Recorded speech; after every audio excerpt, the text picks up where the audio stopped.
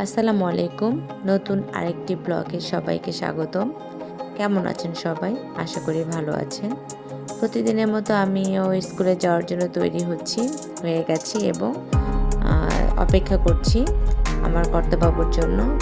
এই তো আমার কর্তাবাবু তার বাইক নিয়ে বের হয়ে যাচ্ছে।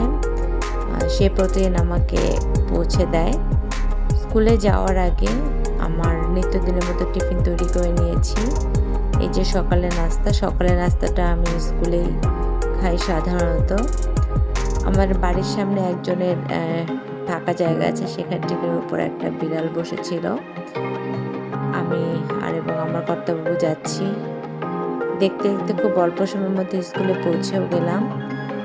এখন আমি স্কুলের অফিস রুমে চলে যাচ্ছি আর আমার কর্তাবাবু বাসায় ফেরত যাচ্ছে। এভাবে তো আমাদের দিন শুরু হয়, সারাদিনের কর্মব্যস্ততা শুরু হয়। তো ভালো থাকবেন সবাই। আসসালামু আলাইকুম।